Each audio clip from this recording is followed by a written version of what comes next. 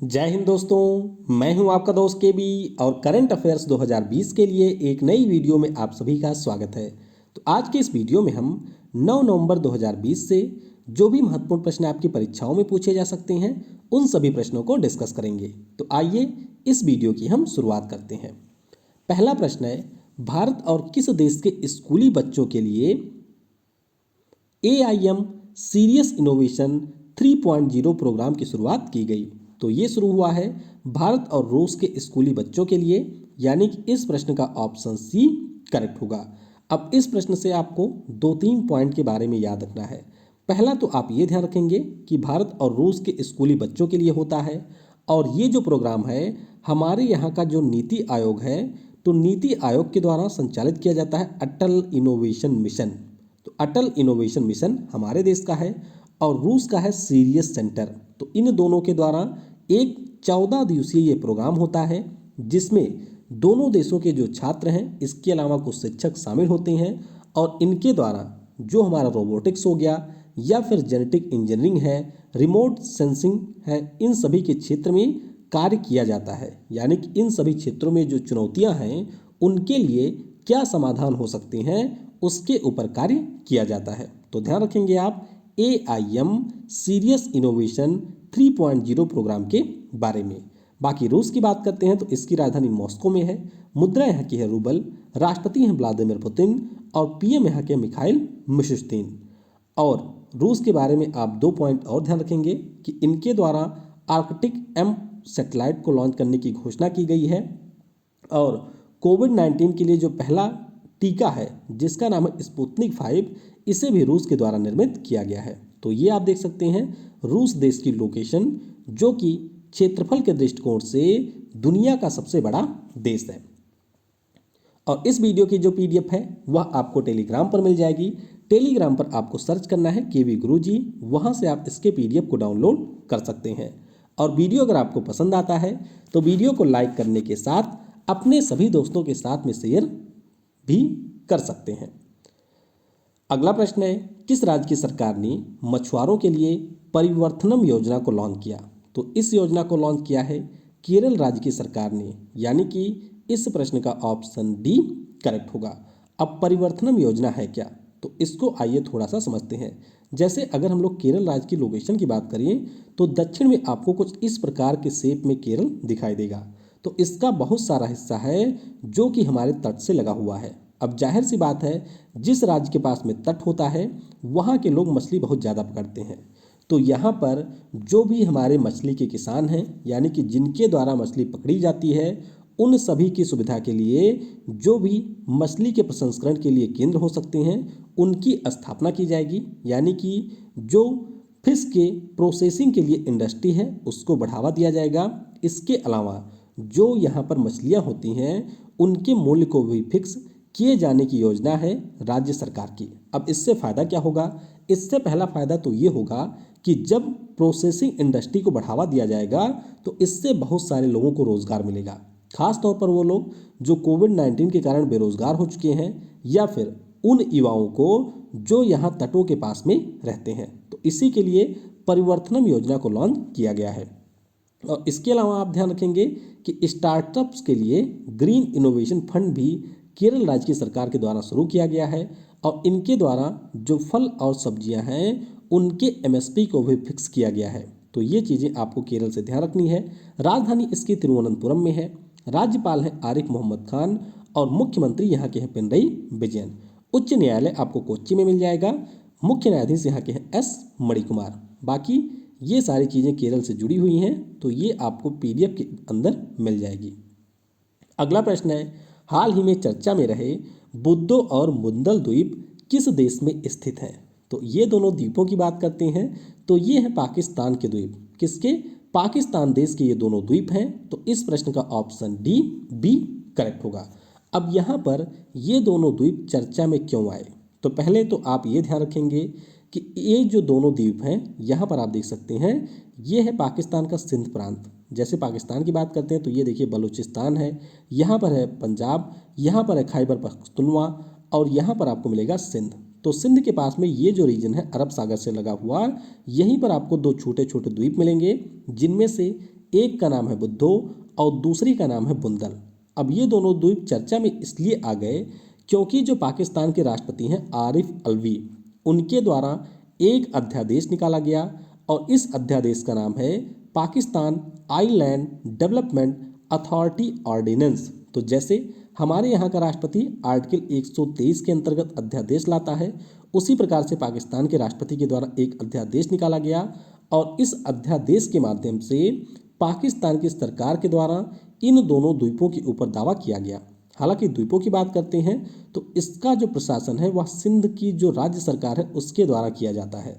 तो जब इसके ऊपर अधिकार की बात केंद्र सरकार के द्वारा की गई तो सिंध में जो गवर्नमेंट है उसके द्वारा इसका काफ़ी ज़्यादा विरोध हुआ और उस विरोध के जवाब में पाकिस्तान की सरकार ने ये कहा कि हम लोग इन दोनों द्वीपों को डेवलप करेंगे और इसीलिए इसको यहाँ पर केंद्र सरकार के अधीन लाया गया है। हालांकि यहाँ पर अनुमान ये लगाया जा रहा है कि इन दोनों द्वीपों को पाकिस्तान की सरकार के द्वारा बेच दिया गया है चीन को, तो इसीलिए काफ़ी ज़्यादा विरोध यहाँ पर हो रहा है। और पाकिस्तान से होकर के सीपेक के बारे में आपको पता ही होगा, यानी कि चाइना पाकिस्तान इकोनॉमिक कॉरिडोर, और उसके अंतर्गत जो यहाँ पर आप ग्वादर पोर्ट देख रहे होंगे ये पहले से ही मिल चुका है चाइना को, तो इसीलिए यहाँ पर इसका काफ़ी ज़्यादा विरोध हो रहा है। पाकिस्तान की अगर हम बात करते हैं तो राजधानी इस्लामाबाद में है, मुद्रा है रुपया, प्रधानमंत्री इमरान खान और राष्ट्रपति हैं आरिफ अलवी। संसद का नाम यहाँ के है मजलिस ए शूरा पाकिस्तान। अगला प्रश्न है, नवंबर 2020 में KFW बैंक ने किस शहर इंफ्रास्ट्रक्चर प्रोजेक्ट के लिए 545 मिलियन यूरो के ऋण में विस्तार किया? तो ये ऋण मिल रहा है मुंबई को। किसे? मुंबई को ये मिल रहा है, यानी कि इस प्रश्न का ऑप्शन ए करेक्ट होगा। तो बस आपको ये ध्यान रखना है कि जो हमारे देश में मुंबई शहर है जो कि महाराष्ट्र की राजधानी है, यहाँ पर कुछ इंफ्रास्ट्रक्चर से संबंधित प्रोजेक्ट हैं, जैसे कि मुंबई से थाने के बीच में एक हमारा रोड बन रहा है या आप कह सकते हैं ट्रांजिट प्रोजेक्ट है जिसकी लंबाई है 34.82 किलोमीटर। इसी के लिए यहाँ पर ऋण को मंजूरी दी गई है KFW बैंक के द्वारा। अब KFW बैंक की बात करते हैं तो ध्यान रखिएगा ये जर्मनी का बैंक है जिसका मुख्यालय आपको मिलेगा फ्रैंकफर्ट शहर में। और कुछ समय पहले ही हम लोगों ने डिस्कस किया था विश्व के सबसे सुरक्षित बैंकों की रिपोर्ट के बारे में, और उस रिपोर्ट के अनुसार दुनिया का जो सबसे सुरक्षित बैंक है वह भी है आपका KFW। तो ये भी आप ध्यान रखेंगे। वैसे हमारे देश का सबसे सुरक्षित बैंक कौन सा है? तो वह आपका है स्टेट बैंक ऑफ इंडिया। किस राज्य की सरकार ने निजी नौकरियों में राज्य के लोगों को 75% आरक्षण देने के लिए एक विधेयक पारित किया? तो ये विधेयक पारित किया है हिमाचल प्रदेश की सरकार ने, हरियाणा की सरकार ने। तो इस प्रश्न का ऑप्शन डी करेक्ट होगा। अब ये विधेयक कहता क्या है? तो देखिए इस विधेयक में ये कहा गया है कि मान लीजिए कोई कंपनी है और इस कंपनी में जो भी काम करने वाले लोग हैं उनका जो वेतन है वह 50,000 रुपये से कम है। तो इन सभी कंपनियों के लिए यह व्यवस्था की गई है कि हरियाणा में जो ये कंपनियां काम कर रही हैं उन कंपनियों में 75% जो नौकरियां होंगी वह हरियाणा के लोगों को ही मिलेगी। तो ये आप जरूर ध्यान रखेंगे। इससे पहले हरियाणा के द्वारा जो वहाँ पे पंचायती राज है उसमें भी 50% सीट महिलाओं के लिए आरक्षित की गई थी। तो दोनों पॉइंट काफ़ी ज़्यादा महत्वपूर्ण है, इनके बारे में आपको ध्यान रखना है। बाकी हरियाणा की बात करें तो अभी इनके द्वारा आपका मित्र नामक एक चैटबॉट लॉन्च किया गया, mobile water testing lab van भी लॉन्च किया गया, UIC परिवार पहचान पत्र को लॉन्च किया गया, महिला व किशोरी सम्मान योजना और मुख्यमंत्री दूध उपहार योजना शुरू किया गया, कार्य प्रबंधन प्रणाली पोर्टल लॉन्च किया गया और अभी डिजिटल भुगतान के लिए आशा पे नामक मोबाइल ऐप और वेब पोर्टल भी हरियाणा की सरकार ने लॉन्च किया है। हरियाणा की राजधानी चंडीगढ़ में है, राज्यपाल हैं सत्यदेव नारायण आर्य, मुख्यमंत्री यहाँ के हैं मनोहर लाल खट्टर। मुख्य न्यायाधीश की बात करते हैं तो रवि शंकर झा यहाँ के मुख्य न्यायाधीश हैं और उच्च न्यायालय आपको मिल जाएगा चंडीगढ़ में। अगला प्रश्न है, इफ्को बाजार ने किस बैंक के साथ किसानों को एग्री इनपुट्स देने के लिए एक साझेदारी की है? तो ये साझेदारी इन्होंने की है स्टेट बैंक ऑफ इंडिया के साथ में, यानी कि इस प्रश्न का ऑप्शन सी करेक्ट होगा। तो यहाँ पर एक टर्म आप देख रहे होंगे एग्री इनपुट्स। एग्री इनपुट्स का मतलब होता है कि जो हमारे किसान हैं उनको खेती के लिए कुछ आवश्यक चीज़ों की ज़रूरत पड़ती है, जैसे कि बीज की ज़रूरत हो गई, कीटनाशक की ज़रूरत होती है, फिर जो हमारे उर्वरक होते हैं यानी कि खाद होते हैं, तो इन सभी की ज़रूरत होती है। तो अब जो हमारे किसान हैं वह इन सभी लोगों को ऑनलाइन ऑर्डर कर सकते हैं और इसके लिए ये एसबीआई के योनो ऐप का प्रयोग कर सकते हैं। यानी कि एसबीआई के योनो ऐप के द्वारा जो इफ्को ई बाज़ार पोर्टल है वहाँ से ये अपनी चीज़ों को ऑर्डर कर सकते हैं और इन सभी चीज़ों की मुफ्त डिलीवरी उस किसान को दी जाएगी। और यहाँ पर एक खास प्रोविज़न ये रखा गया है कि यहाँ पर कोई मिनिमम क्राइटेरिया नहीं है। मिनिमम क्राइटेरिया का मतलब ये है कि यहाँ पर कुछ ये पाबंदी नहीं लगाई गई है कि इतने रुपए से ऊपर का सामान जब आप ऑर्डर करेंगे तब आपको इसकी फ्री डिलीवरी होगी। तो फ्री डिलीवरी की जो सुविधा है वह सभी प्रकार के एग्री इनपुट्स के लिए उपलब्ध होगी। बाकी आप ध्यान रखेंगे इफ्को बाज़ार के बारे में कि जो हमारे यहाँ का इंडियन फार्मर्स फर्टिलाइजर कोऑपरेटिव है, इसी की ई कॉमर्स यूनिट है इफ्को बाज़ार यानी कि इफ्को मार्केट। और इफ्को की बात करते हैं तो इसकी स्थापना 1967 में हुई थी। मुख्यालय है मुंबई में और इसके एमडी और सीईओ हैं उदय शंकर अवस्थी। अगला प्रश्न है, नवंबर 2020 में भारत और किस यूरोपीय देश के बीच आभासी सम्मेलन का आयोजन किया गया? तो ये जो वर्चुअल समिट है ये आयोजित हुआ भारत और इटली के बीच में, यानी कि इस प्रश्न का ऑप्शन ए करेक्ट होगा। तो पहले तो आप यही ध्यान रखेंगे कि वर्चुअल माध्यम में इस समिट का आयोजन हुआ और इसमें हमारे देश की तरफ से पीएम नरेंद्र मोदी शामिल हुए और इटली के जो पीएम हैं गिउसेप्पे कोंते वे इसमें शामिल हुए थे। तो काफ़ी सारी चीज़ों के बारे में यहाँ पर चर्चा हुई, जैसे कि राजनीतिक मुद्दों के ऊपर, आर्थिक मुद्दों के ऊपर, वैज्ञानिक, स्पेस और डिफेंस कोऑपरेशन के ऊपर यहाँ पर चर्चा हुई और इन्हीं से संबंधित 15 समझौता ज्ञापन पर हस्ताक्षर भी दोनों देशों के बीच में किया गया। और एक महत्वपूर्ण पॉइंट ध्यान रखेंगे कि दोनों देशों की आगे किस प्रकार की योजना होगी, इसके लिए एक्शन प्लान फॉर 2022-2024 को भी स्वीकृति दी गई है। तो ये भी आप ध्यान रखेंगे। इटली की बात करते हैं तो राजधानी रोम में है, मुद्रा यहाँ की है यूरो। और ये आप देख सकते हैं इटली देश की लोकेशन, यहाँ पर आपको मिलेगा इटली जो कि यूरोप महाद्वीप का एक देश है। ये फ्रांस, स्विट्जरलैंड, ऑस्ट्रिया और स्लोवेनिया देश के साथ में अपनी सीमा साझा करता है। अगला प्रश्न है, नवंबर 2020 में असम का जो गुवाहाटी हाई कोर्ट है इसमें कितने अतिरिक्त न्यायाधीशों की नियुक्ति की गई है? तो जो हमारे सुप्रीम कोर्ट का कॉलेजियम सिस्टम होता है उसके द्वारा 3 न्यायाधीशों के बारे में रिकमेंडेशन दिया गया था अक्टूबर महीने में ही, और अब फाइनली जाकर के हमारे यहाँ के जो राष्ट्रपति महोदय हैं उनके द्वारा आर्टिकल 217 का प्रयोग करते हुए इन 3 न्यायाधीशों की नियुक्ति की गई है। तो इस प्रश्न का ऑप्शन बी यानी कि 3 सही होगा। तो ध्यान रखिएगा 3 जो न्यायाधीश नियुक्त हुए हैं उनमें से एक है मनीष चौधरी जी, दूसरे हैं नानी तागिया जी और तीसरे हैं संजय कुमार मेधी जी। तो वैसे आपको न्यायाधीशों के नाम बहुत ज़्यादा याद नहीं रखने हैं, आप सिर्फ ये याद रखेंगे कि 3 की यहाँ पर नियुक्ति की गई है। कहाँ पर? गुवाहाटी हाई कोर्ट में। अब गुवाहाटी हाई कोर्ट की बात करते हैं तो इसके वर्तमान में मुख्य न्यायाधीश कौन है? तो मुख्य न्यायाधीश NK सिंह जो कि कार्यवाहक मुख्य न्यायाधीश हैं। इन्होंने स्थान किसका लिया है? तो अजय लांबा का इन्होंने स्थान लिया है। अब गुवाहाटी उच्च न्यायालय की बात हुई है तो इसके बारे में आप ये ध्यान रखेंगे कि हमारे देश का एरिया वाइज ये सबसे बड़ा न्यायालय है। इसका मतलब क्या हुआ?